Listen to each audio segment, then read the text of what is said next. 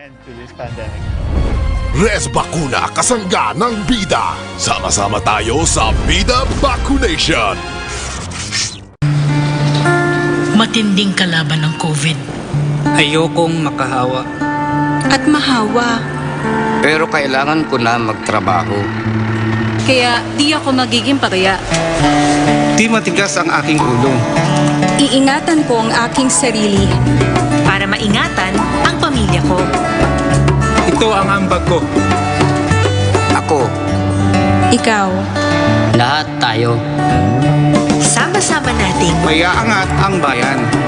Basta't sama-sama tayo Sa pag-ingat buhay. para sa ating hanap buhay. Mask, hugas, iwas. Magandang tanghali, Pilipinas. Humarap muli po si Presidente Rodrigo Roa Duterte sa Taumbayan kagabi para sa kanyang regular Wednesday Talk to the People address.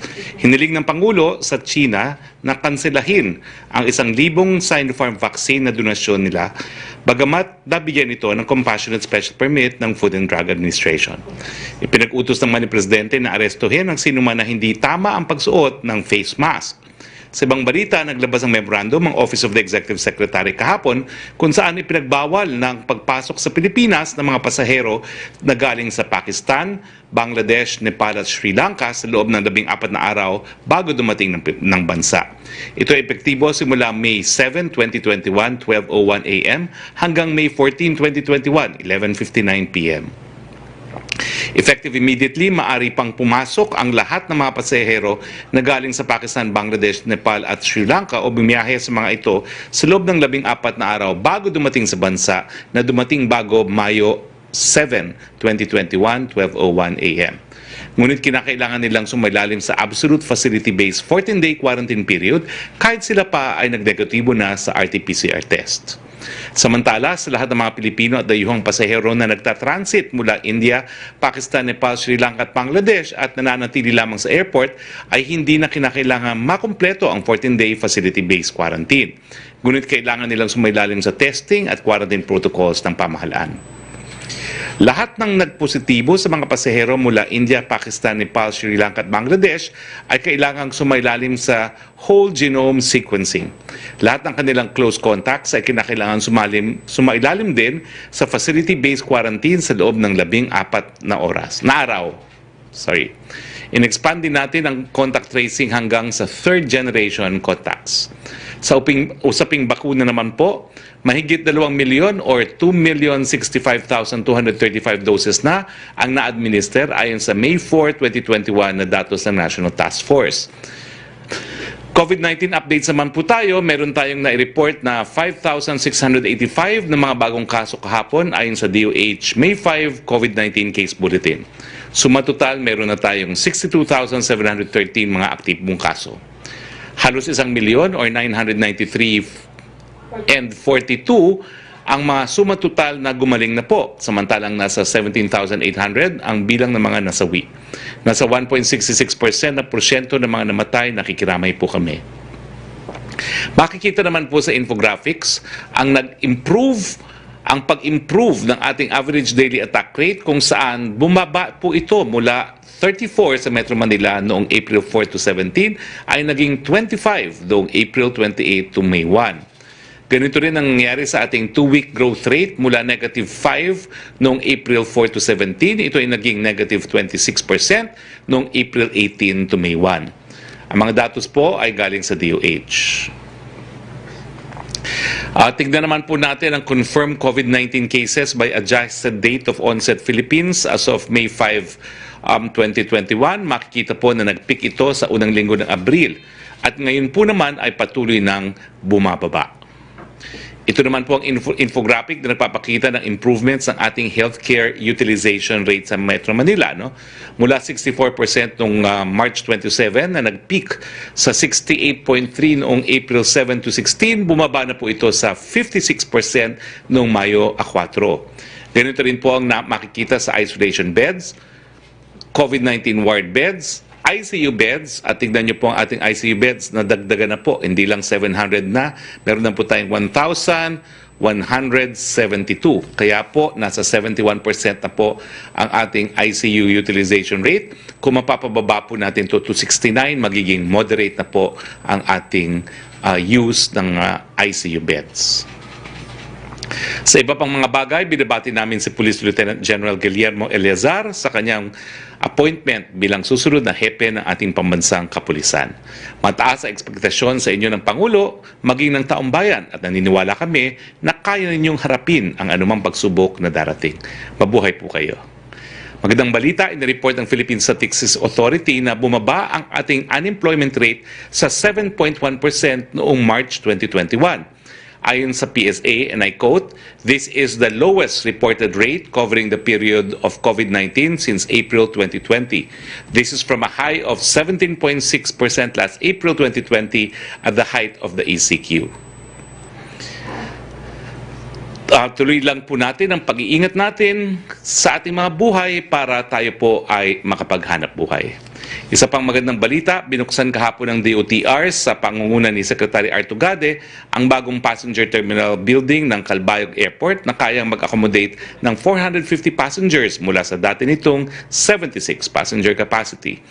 In-unveil din kahapon sa Cebu naman ang bagong taxiway ng Mactan Cebu International Airport, pati na ang bagong gusali ng Civil Aviation Authority of the Philippines sa loob mismo ng airport complex. Tuloy-tuloy po ang ating build. Dito po nagtatapos ang ating briefing. Makakasama po natin ngayon tanghali si ARTA Director General Jeremiah Belhica. DG, kamusta po ang Pilipinas sa 2020 World Bank Doing Business Report? The floor is yours, DG Belhica. Magandang at taligtas na hapon, SPOX Harry. Marami pong salamat. At sa lahat po ng ating mga kababayan, ngayong umaga lamang po ay nagkaroon ho kami ng Ease of Doing Business Summit na kung saan ay ito po ay idinaluhan ng iba't ibang mga government offices, entities at mga private sectors. Kasama rin po sa summit na ang pinag-usapan ang iba't iba po nating mga goals at mga challenges that we were able to hurdle through the implementation of the Ease of Doing Business. Meron din ho tayong mga invited na mga speakers from the aforementioned different government agencies na nag-share ho na kanilang iba't ibang mga practices sa ating pong mga doing business indicator. Pwede ho makita ho ang ating slides, please.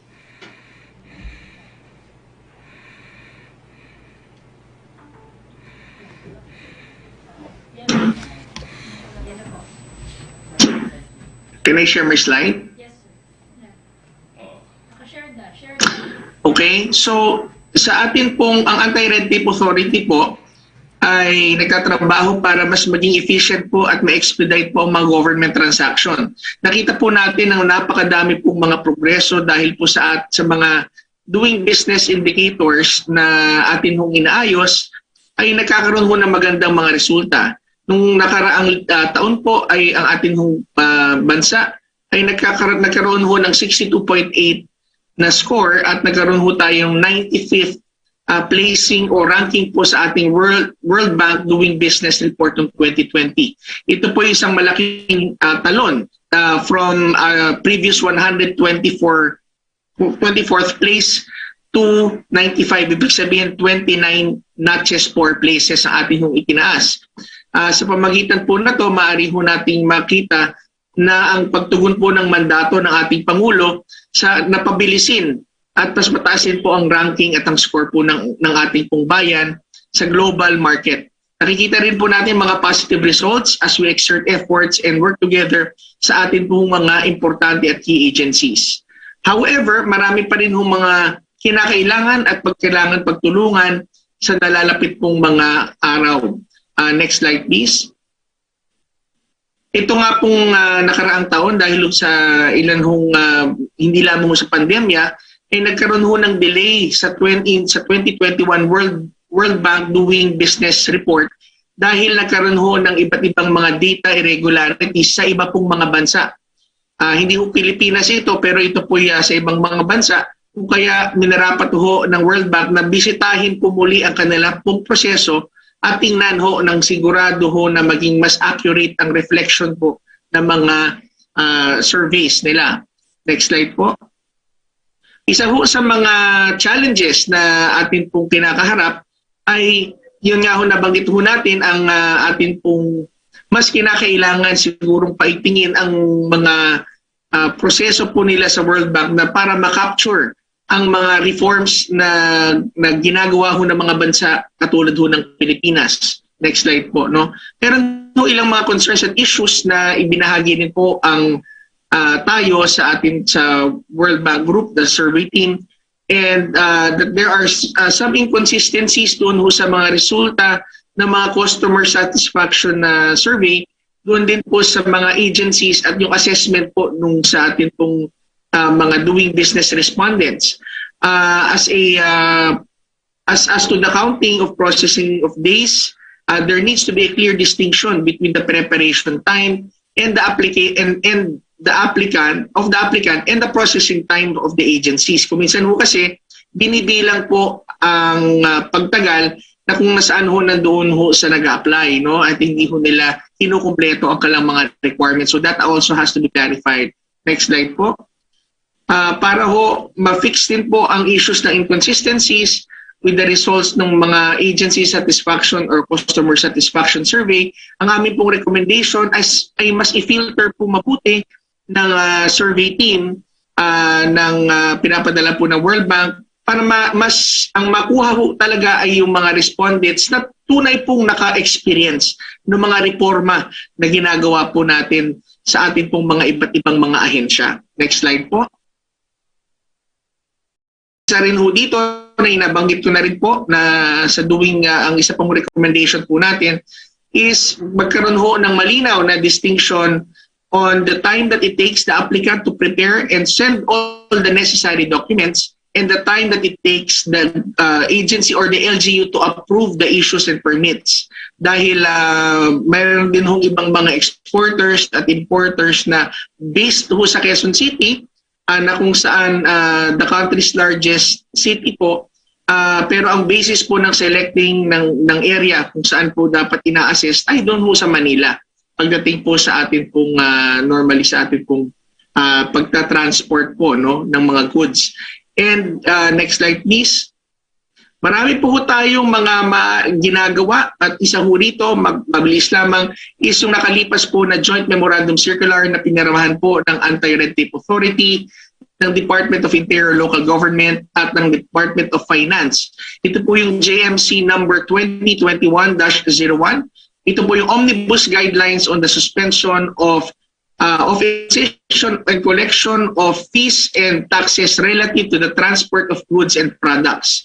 Ito po ay napakahalaga para po dun sa mga trackers po, no, dun sa ating po logistics sector. Next slide po.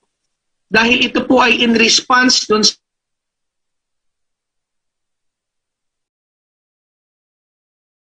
Nawala, DG, ang iyong audio. Yes, SPOX. Yes. Anyway, nawala po yung siguro mga last 5 seconds ng inyong audio, no? So, Salamat paulitan po yung last 5 Secretary seconds Harry. nyo. Mabilis na lamang po. Ang ating pong JMC ay makakatulong sa ating mga trackers na kadalasan ay nagkakaroon mo ng mga mahahabang pag-hold ng iba't ibang LGUs na lang tinadaanan. At ito po ay ating inilabas kasama ang DILG at the Department of Finance para ho mapigilan ang mga practices ng pag-i-exact ng mga fees at paglalagay ng mga stickers kada LGUs na dinadaanan upang sa ganon maging tunay na unhampered ho ang pagtakbo ng ating transportation of goods and iba hong mga pertinent materials lalo na ho sa panahon ng pandemya. Next slide po. Nais ho naming to discuss further as we hope that our efforts to improve and expedite government services ay tuloy-tuloy po. Tandaan ho natin ang sinabi ho ng ating Pangulo, sa oras ho ng pandemya, ang red tape ho ay nakamamatay. Pabilis na pabilis po ang ating pong laban sa red tape at kung sino man po ang marang sa tren ng reforma ng ating Pangulo ay tsak pong masasagasaan. Maraming salamat po, Spokes Harry, mabuhay po kayo, mabuhay po tayong lahat. Maraming salamat, DG Bellica. Please join us for our open forum. So punta na po tayo sa ating open forum. Simulan na po natin with Yusek Rocky, please. Yes, good afternoon, Secretary Roque and kay DG Bellica. From Argel Jadukos ng Manila Bulletin. Secretary, sino daw po yung crown prince na tinutukoy ni President Duterte? Siguro po ito yung sa last night na Talk to the People. Opo, ito po yung Crown Prince ng Saudi Arabia, si His Excellency Mohammed bin Salman Al Saud. No? Siya po ay ang Crown Prince and Deputy Prime Minister po ng Kingdom of Saudi Arabia. Sunod pong tanong from Bruce Rodriguez ng ABS-CBN, are we seeing significant strides for the Philippines ranking in the World Bank Doing Business report as the pandemic fast-track digitization efforts across various industries? Are we ramping up our goals in terms of climbing up the ranking? What key changes, improvements are in store ahead? Salamat po, Yusek Rocky. Salamat Bruce for the question. Yes, of course we are seeing ng tugtaas po na ating mga scores, bagamat binanggit ho ng World Bank na focus po na itong darating ho mga panahon ay hindi ho sila magtitingin sa ranking, pero doon sa mga scores po at ito rin bunga na rin po yata ng mga naging irregularities itong nakaraang pong mga panahon. So they're now going to focus and release the scores instead of the ranking po, no? Now to say, ang sagot po dyan, meron mo ba tayong rin-ramp up? Yes, Bruce, marami tayong rin-ramp up. Ang isa dyan is yung ating compliance sa National Single Window na meron na rin tayong automation program dyan na kung saan 80 trade regulatory agencies, government agencies ang siyang pwede nang gumamit at pumasok dyan sa ating automated platform. Kapag ito'y nangyari, Bruce, makikita natin ang streamlining at automation ng ating trading across borders. Magkakaroon ito ng magandang impact doon naman sa trading across borders na ating indicator. Ang isa pa rito is noong January 28 ay inilabas na rin natin, nag-launch tayo ng ating Central Business Portal at noong Phase 1, pero itong Phase 2 ay mas maganda kasi papasok na yung iba natin mga LGUs na ngayon nag-automate na rin. There are about ating inaabangan mga 500 LGUs na ang siyang nag-automate ng kanilang proseso at ikakabit na rin natin sa Central Business Portal. So maka-cut down din natin ang starting a business na dati 33 days at hopefully ay magawa natin yung goal namin talaga nila Secretary Lopez na maging isang araw na lamang o kulang pa, no? Ilan lamang ito sa mga nakikita ho natin na magiging mga significant na mga mangyari at patuloy lamang po natin itulak. Thank you, DJ Belica. Punta naman tayo kay Mela Lesmoras, please. Walang audio, Mela? Walang audio. Okay. Hi, good afternoon, Secretary Roque at kay DJ Belhica. May I go first po kay DJ Belhica, Secretary? Go ahead, please.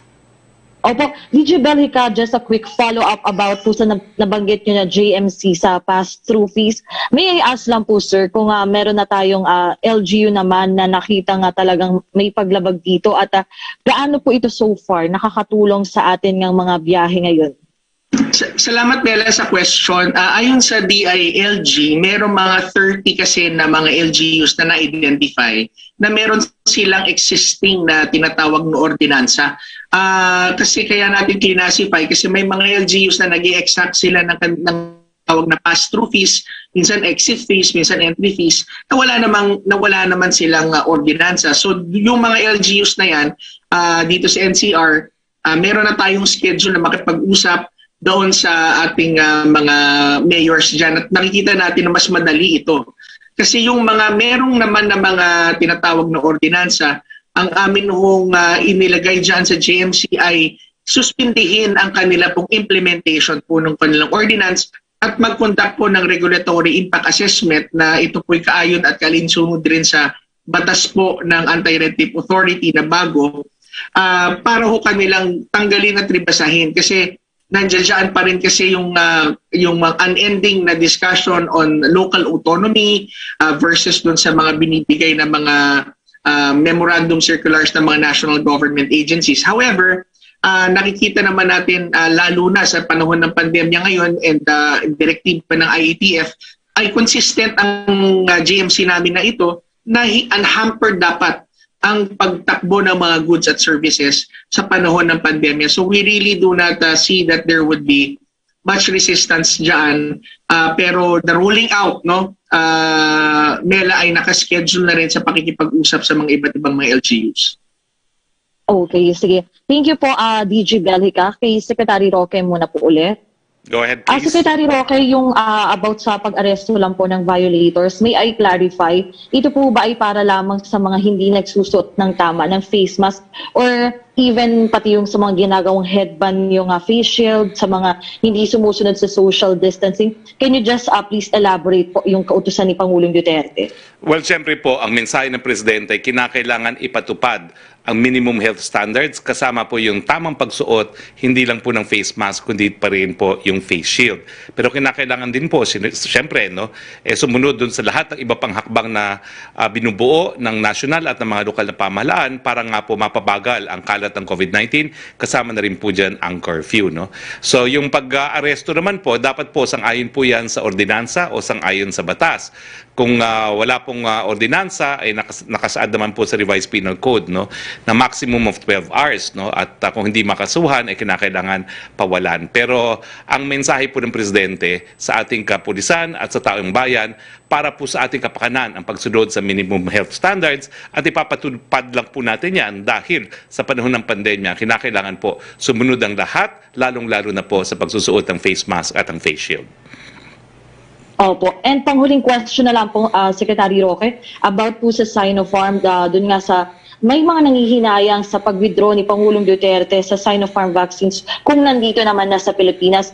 Instead, Secretary Roque, may mga nagtatanong lang po, bakit hindi na lang po natin ipa-expedite yung EUA nitong Sinopharm or i-convince nga yung mga nag-a-apply ng EUA dito na makapag-submit na ng documents? Alam niyo, ang problema po kasi sa Sinopharm, it is a state-owned corporation, hindi gaya ng Sinovac, no? Na it is a private corporation. So kaya po nahihirapan na o natatagalan yung proseso kasi kinakailangan magtalaga ng representante ang Sinopharm kung sino talaga ang maghahain ng mga papeles dito sa Pilipinas, no, sa FDA. So wala naman po itong prejudice to Sinopharm appointing an agent and complying with all the requirements of the FDA.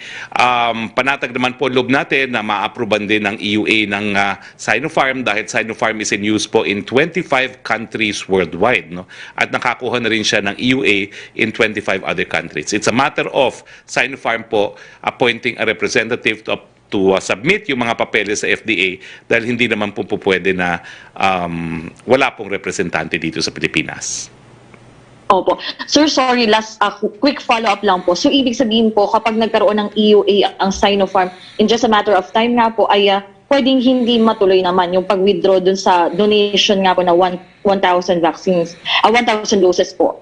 Well, ang sabi ng Presidente, para mawala ng kontrobersiya dahil maraming ang nagreklamo na kinuha niyang Sinopharm maski meron naman po itong compassionate use, para mawala na yung ganyang mga kritisismo at habang siya pa lang ang gumagamit ng 1,000 na pagbakuna, no? Siyempre, mas mabuting na ibalik na muna sa China. Pero tignan po natin kung ano mangyari because who knows, no? Dahil since the EUA naman has been given to Sinopharm in 25 other countries, baka tama po kayo, mapabilis naman yung proseso ng pagkuha ng EUA. But substantially, ang sabi ng Presidente, wag na muna natin gamitin ng Sinopharm kung wala pa talagang EUA. Okay. Thank you so much po, Secretary Roque at kay DJ Bellica. Maraming salamat, Mela. Balik tayo kay Yusek Rocky, please. Yes, Secretary. Tanong mula kay MJ Blanca Flor ng Daily Tribune on free Wi-Fi controversy. Do we have an estimate for how much the DICT could get from UNDP after terminating its free Wi-Fi deal? Well, nakipag-ugnayan po tayo kay Yusek Kaintik ng DICT at ang nalaman po natin una-una, yung contractor po has until tomorrow, no, to respond to their demand letter. Ang demand po nila ay itigil ng proyekto dahil DICT na po ang gagawa ng proyekto at yung mga pera na naibayad na sa kanya na hindi naman niya naikabit by way of Wi-Fi spots ay dapat ibalik. Nasa proseso pa lang po sila ng accounting at sa ngayon po hindi tayo makapagbibigay ng halaga pero in due course po, no, lalong-lalo na dahil tomorrow is the end of the 3 days na nasa kanilang demand letter, makukompute na po ng ating mga state accountants kung magkano dapat na ibalik na pera ng foreign contractor na yan. Opo. Second question niya, do we have daw po timetable as to when the UNDP should turn over the remaining funds and or other deliverables to the DICT? Ang demand letter po natin is to turn over both the project and the funds within 3 days, and that's tomorrow. Thank you, Secretary. Maraming salamat, Yusek. Punta pa tayo kay Melo Acuña, please. Good afternoon, Mr. Secretary. I just have two short questions for DG Belhica before I ask you some questions. Go ahead. DG Belhica, good afternoon. Good afternoon, Sir Melo. Salamat po. Gusto ko lang malaman, ano naging impact ng COVID-19 sa inyong misyon na matapos ang red tape? At pwede niyo ba kaming bigyan ng best practices ng LGUs sa ngayon? Salamat, Sir Melo. Una, ang nag-impact niyan is naging mas prioritize ang streamlining tsaka ang automation. No? And it has been one of the priorities not only by the President but also by the LGUs. But I think dahil po sa COVID-19, ang impact po na to ay hindi lang ho streamline, pero ang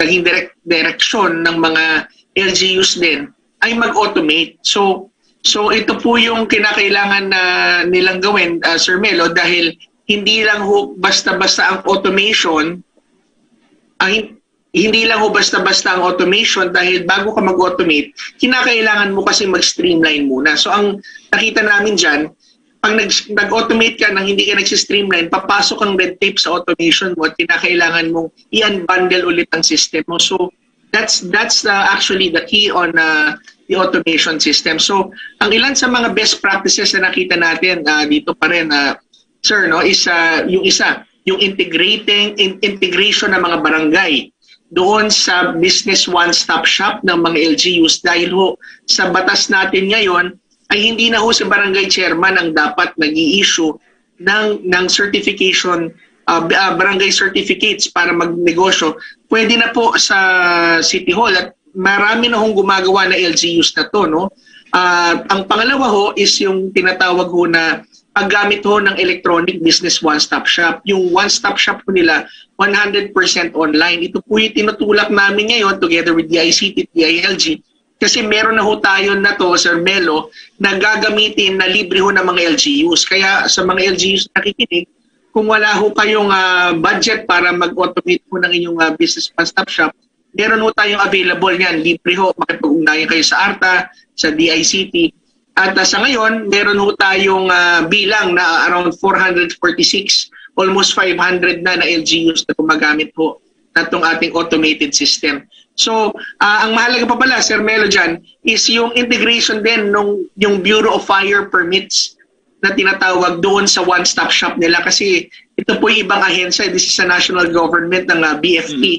Pero mahalaga po sa mga LGUs ang meron din ho silang memorandum of agreement with the local BFP para mag-integrate din po yung BFP doon sa kanilang one-stop shop. So tatalakay ho namin ito, Sir Melo, sa recent na joint memorandum circular na inilabas ho namin kasama ang DILG, DICT at DTI doon sa streamlining po ng business permit. Kalinsunod rin ho doon sa green lane na ginagawa din po namin ngayon para sa mga vaccine manufacturers po na gusto magtaguyod at malapit na rin humapirmahan.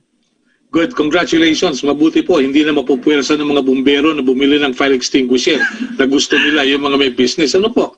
Or sprinklers, sir. So bawal na po yan. May mga nakasuhan na po tayo. Very good. Secretary Harry Roque, good afternoon again. Good afternoon, Melo. Doon po sa binanggit ni Pangulong Duterte na ipasa sa uli na yung 1,000 doses ng Sinopharm, ano po ang gagamitin ngayon ni Pangulong Duterte sa second dose? Ay, siyempre hindi po. Hindi ba magkakaroon ng cocktails dyan? Baka yun ang bagong norm natin. We can use any vaccine na. Hindi po. Siyempre po, hindi ibabalik yung pang second dose ni Presidente para matapos niya ang second dose niya. Okay, maliwanag po yun. Nagtanong po ako sa DFA kanina kung magkakaroon ba sila ng pagsisiyasat based on what the President said last night na ipasisiyasat si dating Foreign Affairs Secretary Albert Del Rosario, pero wala pa pong sagot. Ano po kayang ahensya ang magsisiyasat based on the order of the President? Well, the executive is still the chief implementer of the laws, no? So it applies to all the executive branch of government. to all the So officers will it be under the Department of executive. Justice? Well, that's without prejudice po. Let's wait for further developments. Thank you very much, Mr. Secretary. Have a nice day. Thank you very much, Melo. Yusek Roque, please. Yes, Secretary, a question from... Wait lang po, Secretary. Question from Miguel Aguana of GMA News.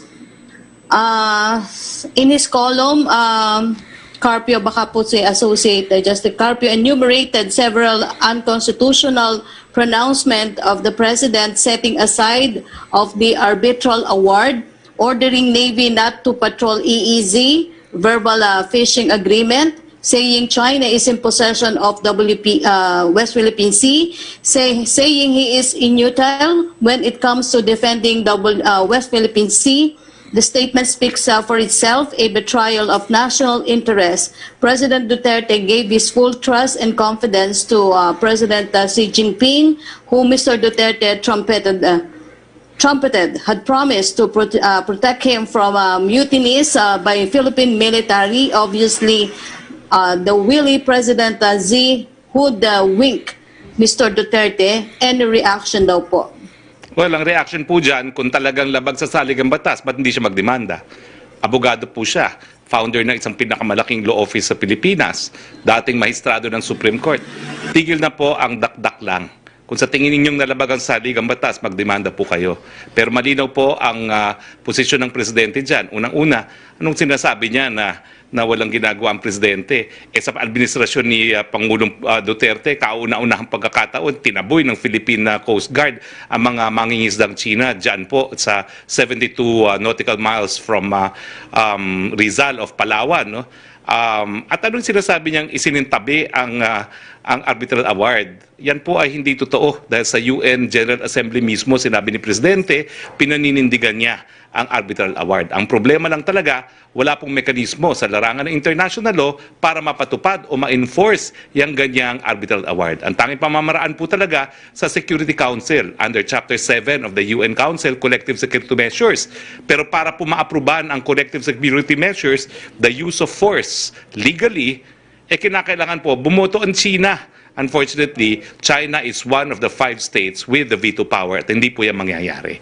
Yan po ang konteksto ng polisiya ni Presidente na isasantabi muna ang hindi po pwedeng mapagkasunduan, isusulong ang mga po pwedeng isulong gaya ng kalakalan at ng pamumuhunan. Question from Trisha Terada ng CNN Philippines. Yung first question po niya about Sinopharm ay nasagot ko na yung pati second dose ni Presidente. Ganon din po yung naging tanong ni Tina Mendez ng Philippine Star. Pareho sila ng tanong ni Trisha. And second question po niya ay did the President mean na no Sinopharm at all for the Philippines or hinihintay na po niya magka-EUA muna? Would he still consider fast-tracking the EUA of Sinopharm? Well, siyempre po, ang nasagot ko na yan, no, na ang importante magkaroon ng EUA. Kasi yung mga nagrereklamo po, dahil bagamat meron compassionate use, ang sinasabi nila dapat magantay ng EUA. At ang sabi ng Presidente, para walang away, ako lang naman ang nagpabakuna, buhay ko to, sige, antayin natin ang EUA. Yung third question po niya, nasagot niyo na rin yung kung mag-order ng investigation si Presidente dun sa supposed mishap of former DFA Secretary Albert De Rosario. Thank you, Secretary. Maraming salamat, Yusek. Punta naman tayo kay Joseph Morong, please. Hello, sir. Good afternoon. Good afternoon. Good afternoon, DG. Sir, my question is for you. Sir, yesterday, last night, the Presidente issued a challenge to debate kay Justice Carpio. Is he serious about a debate? Does he mean a face-to-face debate with the former justice? Or it's a figurative speech to mean that his position is stronger than the justices? I think it's both. I think they have been conducting this debate in public already. At ang hindi masagot-sagot ni Justice Carpio, anong pinamigay niyang teritoryo Wala. Dahil ang unang-unang kasunduan niya sa China, status quo. Walang kukuning na Israel sa Pilipinas, walang bagong reclamation. Samantalang sa panahon po nung administrasyon na nakalipas sa pamumuno ni Del Rosario, dyan po nawala ang Scarborough Shoal at dyan po nagpalaki ng mga base militar talaga ng mga artificial islands ang China dun sa 3 isla. At syempre, kung maaalala nyo po, 1995, kung kailang Presidential Legal Counsel si retired Justice Antonio Carpio, dun din po nawala sa Pilipinas ang Mischief Shoal. Para bagang may pattern na kapag sila'y nakaupo sa kapangyarihan, nawawala mga isla. Wala pong ni isang islang nawala ang ating bayan sa administrasyon ni Presidente Duterte. I'm just interested, anong shape and form itong debate na mangyayari, if ever, kung ikukol si Justice Carpio? Ang sinasabi ko po, the debate has been ongoing as far as the Filipino people is concerned. Pero if he wants a formal debate, kahit kailan po yan, welcome naman po ni Presidente yan. Alright, sir. With regard to the PCA ruling, sir, from the President and perspective, what advantages does the PCA ruling give the Philippines? Hindi mo mabuburo kasi yan nandyan na yan In international law, ang decision po ng mga arbitral tribunals gaya ng ITLOS is that it is evidence of the applicable customary norm of international law. At siguro po ngayon, bagamat there is no such thing as stare decisis in international jurisprudence, no? Number one, i-apply po yung arbitral decision na yan for the purpose of achieving uniformity in international rulings. At pangalawa po, nagsasabi po dyan na walang basihan talaga yung claim to historical waters na 9 dash lines at ito po ay napaka-importante bagamat hindi nga po solusyon yung arbitral award na yan dahil ang pinag-aagawan po natin ngayon mga isla.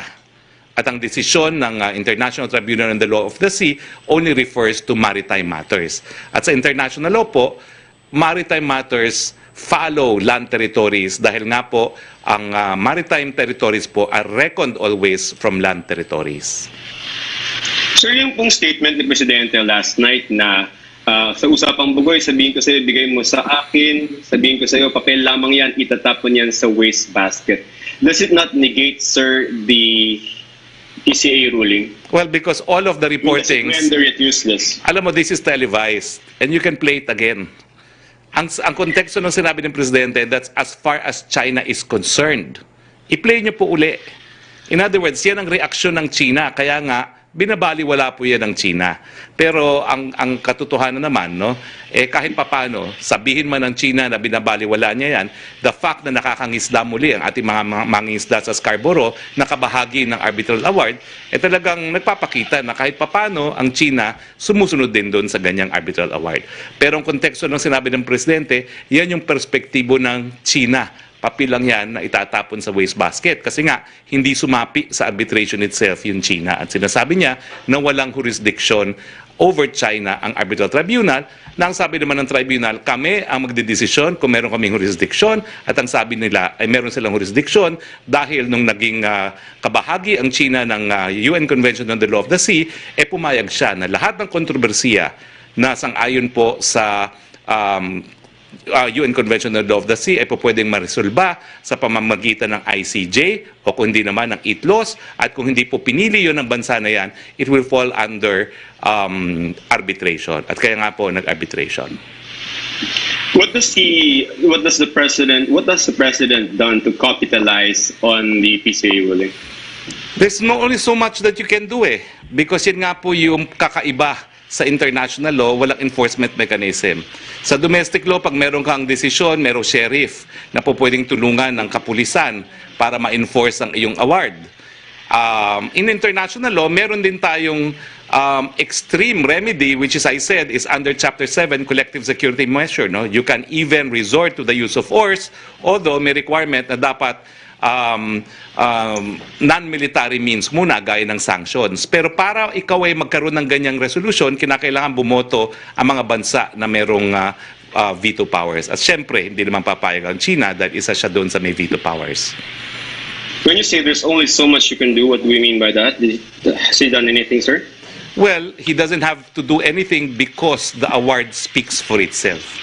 The existence of the award itself is its own means of enforcement. Kahit anong sabihin ng China na binabaliwala niya, naririyan yan as evidence of the applicable customary norm of international law. Right, sir. Third, thank you for your time. Maraming salamat, Joseph. Punta tayo kay Yusek Roque uli. Okay, Secretary, from Kylie Atienza ng Business World, the President last night said the public cannot choose their own vaccine even if there are available alternatives. Official policy na po ba ito ng gobyerno sa vaccination program? Sa mulat-mula po ganyan ang pulisiya natin. Hindi po pwede na parang restaurant, ang gusto ko ganito, ang gusto ko ganito. Hindi po. Kung ano po yung naririyan, yun po ang ibibigay sa inyo at tanging frontliners lang po ang binigyan natin ng ganyang karapatan. Yung second question po niya about South China Sea ay natanong na rin ni Joseph Maurong. Pero ang follow-up po niya ay kung i-bring up daw po ni President Duterte yung ruling kay President Xi Jinping saying the talk should begin here. Alam niyo po, kasama din po ako dun nung nag-usap sila na kauna-unahang beses yung trip na yon. Congressman pa po ako noon, hindi pa ako spokesperson. Pero narinig ko po sila na talagang at some point kinakailangan pag-usapan talaga itong mga unresolved territorial disputes, bagamat ang sabi nga ni Presidente, baka hindi nga natin ito maresolba sa ating buhay.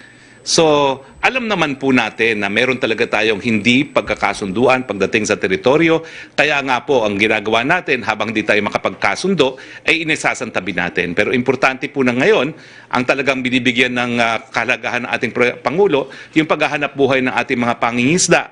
At sa ngayon naman po, bagamat kabahagi yan ng arbitral award na dapat mangisda ang lahat doon sa Boro, natutupad naman po yan. Dahil yung mga dating mga mangingisda natin na pinagbabawalan at mga kliyente ko po yun, ngayon po ay nakapag-ngingisda na.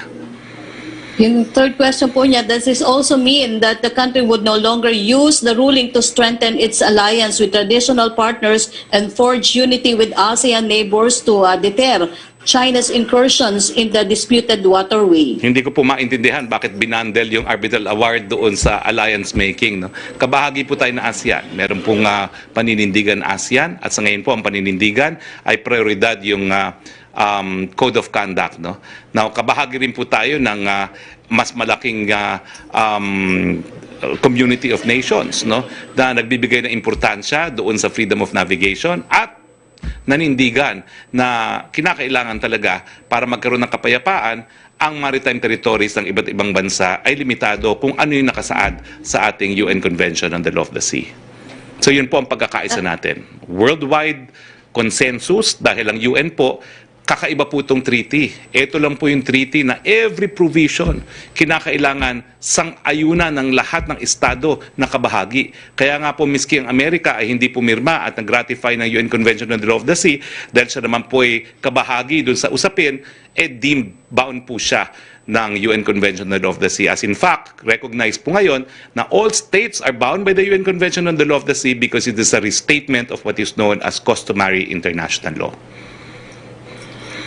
Question from Pia Gutierrez of ABS-CBN. Nasagot niyo na po yung about the Sinopharm, pero ang follow-up po niya ay can you tell us why the Chinese donated the Sinopharm vaccines in the first place? Was there a request from the Philippine government? Wala naman po, alam nyo, sa donasyon, it is found in all legal systems. That's an act of beneficence, generosity of the donor. So wala naman pong usapan o usapin na requirement para mag-donate. Ang second question po niya, kanino ba dapat gagamitin ang Sinopharm vaccines na ito? Is this for the general population? Iba pa po ba ito sa gagamitin ng PSG? It's intended for use only by the PSG hospital kasi nga po ang compassionate use permit ay issued sa PSG hospital. Wala po itong pinag-iba doon sa compassionate use na ibinigay sa, kung hindi ako nagkakamali, mga 5 hospital na para gumamit ng ivermectin. Yan lang po ay po pwedeng gamitin ng mga ospital na nabigyan ng permit. Ang third question po niya, does this mean that the President does not want the PSG to be inoculated with Sinopharm? Hindi po, nasagot ko na po. Antayin na lang yung EUA para wala ng kontrobersya. Ang fourth question po niya, the WHO Strategic Advisory Group of Experts said that it had a low level of confidence on the effectiveness of Sinopharm in preventing the disease in older adults 60 years old and above. If so, what was the basis of the President's doctors in recommending the use of Sinopharm to him? That's for his doctors to answer, pero kaya nga po sabi ni Presidente, ibalik na muna, hayaan na muna yung proseso ng EUA, for which he also apologized. Malinaw po yan. Opo, may clarification lang po si Joe Montemayor. So, saan daw po kukunin ang second dose ng Sinopharm ni President Duterte na naiturokan na kung ipinababawi ito at paano daw po at ilan daw po ang naturokan ng Sinopharm? Well, already answered. Hindi po natin ibabalik yung pang second dose. Tatapusin po natin yung second dose. Thank you, Secretary. Maraming salamat. Pia Renada, please. Hello, sir. Can you hear me? Yes, please.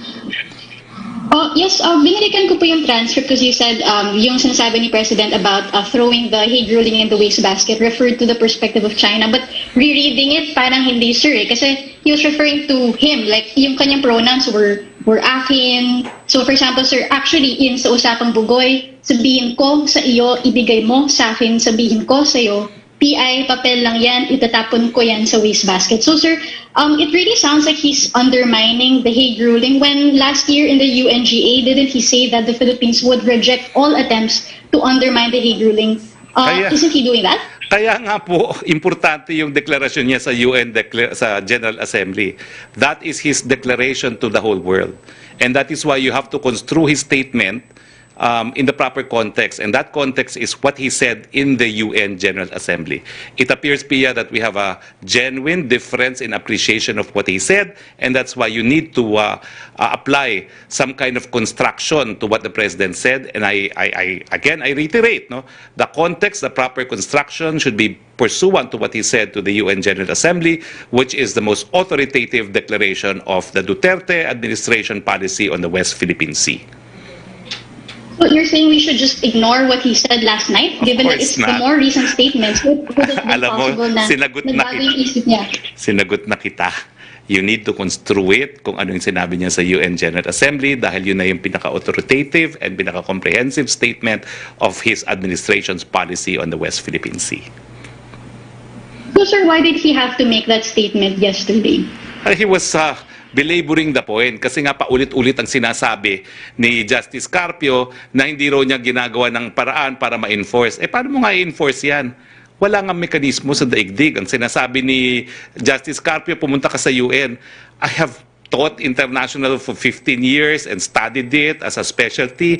Talagang yan po ang problema sa UN General Assembly. Minsan lang po na nagkaroon ng bisa yung Uniting for Peace Resolution kung saan nagbuo po ng UN force for the former Congo despite the fact that it was not the Security Council that acted on it. At ang sabi ng ICJ, well, the Security Council has primary jurisdiction for the maintenance of international peace but does not have exclusive jurisdiction which the GA can also exercise. But there's only been one instance it was done, and that was to pursuant to the Uniting for Peace resolution creating a peacekeeping force for the Congo. Hindi na po naulit yan. In all other resolutions of the UN General Assemblies are non-binding except where they restate customary norms of international law. But sir, even if that were the case, let's say he was just airing his frustration last night, why does he have to make those personal insights known, knowing that doing so might signal to China that his heart is not actually in the fight, na he doesn't really see value in the Hague ruling? So why can't he just keep those thoughts to himself and maybe let the diplomats work with the Hague ruling instead of what sounds like undermining it? Like, hindi kasi klaro rin eh. So he could also be misunderstood by China or by other countries. So why does he have to make these thoughts known, knowing the consequences of those kinds of remarks? Pia, you asked the same question, I've answered. Same answer.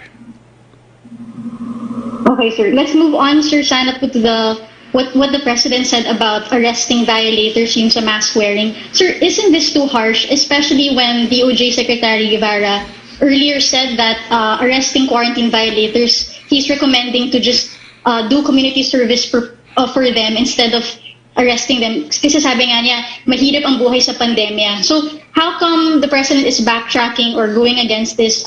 Isn't this too harsh given nga the suffering that people are going through now? Certainly not. Kasi bago mo mapagawa sila ng community service, kailangan ma-apprehend mo muna sila. And that's what the President says. I-apprehend yung mga lumalabag sa minimum health standards. Hindi pa po parusa yon.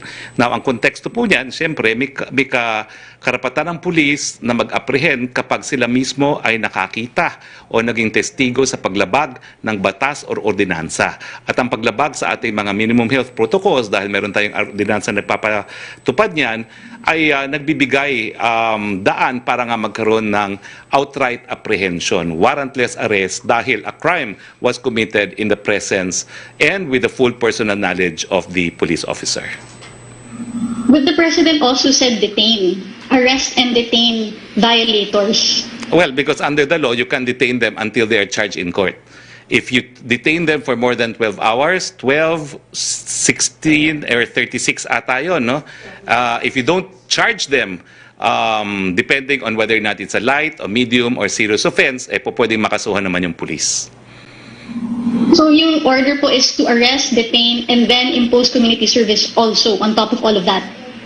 Already answered, no? Apprehend and mete out the proper penalty, but the penalty cannot be imposed without charging them. Okay? Thank you, sir. Maraming salamat, Pia. Punta tayo kay Yusek Rocky, please. Yes, Secretary, mula kay Virgil Lopez ng GMA News Online. Yung first question po niya, nasagot niyo na about yung wearing face mask. The Food and Drug Administration said it has not received any information from the Presidential Security Group regarding the doses of Sinopharm vaccine the PSG received in 2020. Will the palace order the PSG to supply the FDA with information to aid its investigation? That's not the role of the palace. We have investigative agencies for that. Yung third question po niya, the Saudi press agency has reported that President Duterte and Saudi Arabia's Crown Prince Mohammed bin Salman had a telephone conversation yesterday. Can the palace confirm this? May we know the details of that phone call? Pareho po sila nagtanong ni Argil ng Manila Bulletin. Salamat po sa tanong kasi yung unang tanong kung sino lang kinausap ni Presidente. Sabi ko, ba't walang nagtatanong kung ano yung pinag-usapan?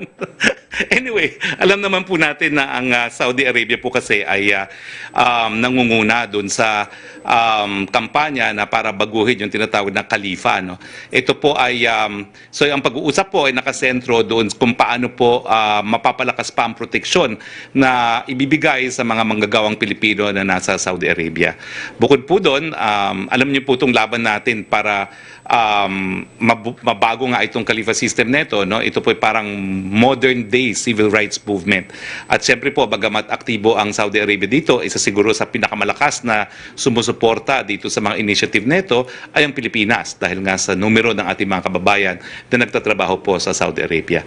Pinag-usapan din po nila na sa panahon ng pandemya, kinakailangan magkaroon po talaga ng sistema na lahat po ng bansa sa daigdig, mahirap o mayaman, ay dapat magkaroon po ng bakuna. No? Dahil kung hindi naman po ligtas ang lahat, wala pong ligtas dito sa pandemyang ito. So yun po in gist ang mga napagkausapan po ng ating Presidente at ng Crown Prince po and Deputy Prime Minister ng Saudi Arabia. A question from Chris Jose of Remate Online. May anim na biyahero. I think lima po ito.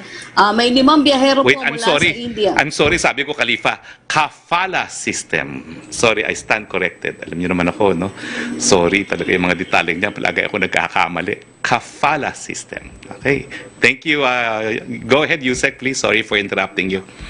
Apo. Tanong po ni Chris Jose na Remate Online. May nakalagay dito 6 na biyahero pero kinurek po ito, 5 po ito na biyahero mula po sa India dumating sa Pilipinas bago po ipatupad ang mahigpit na border restrictions ang nagpositibo sa COVID-19. Dapat po bang ikalarma ito ng publiko lalo't pag matindi ang sitwasyong kinakaharap ng India ngayon laban sa double mutant COVID variant sa kanilang bansa?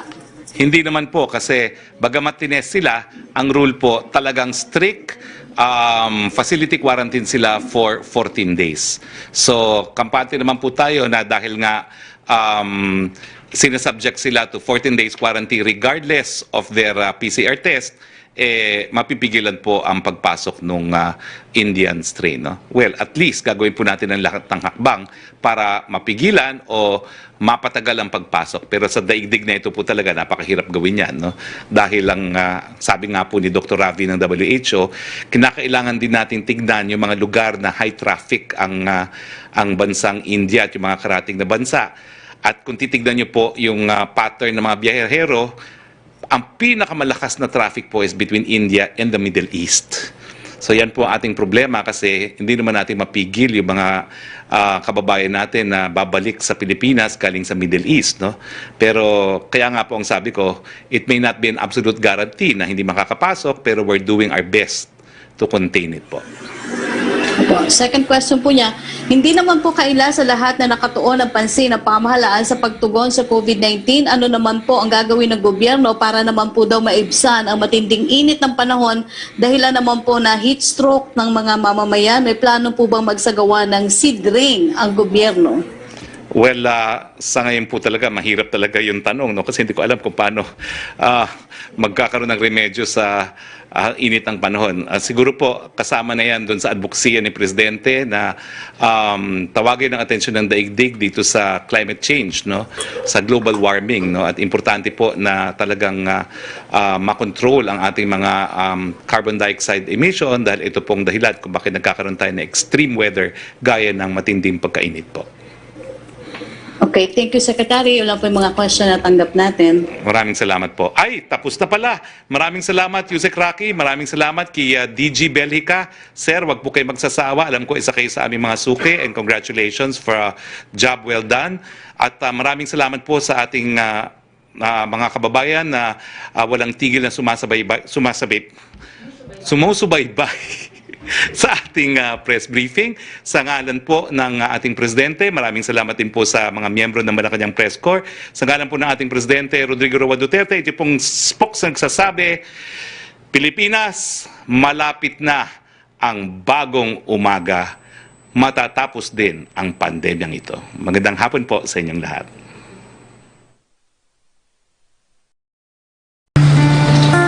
Matinding kalaban ng COVID. Ayokong makahawa. At mahawa. Pero kailangan ko na magtrabaho. Kaya di ako magiging pabaya. Di matigas ang aking ulo. Iingatan ko ang aking sarili. Para maingatan ang pamilya ko. Ito ang ambag ko. Ako, Ikaw. lahat tayo. Sama-sama nating Mayaangat ang bayan. Basta't sama-sama tayo. Sa pag-ingat buhay. Para sa ating hanap buhay. Mask, hugas, iwas. Res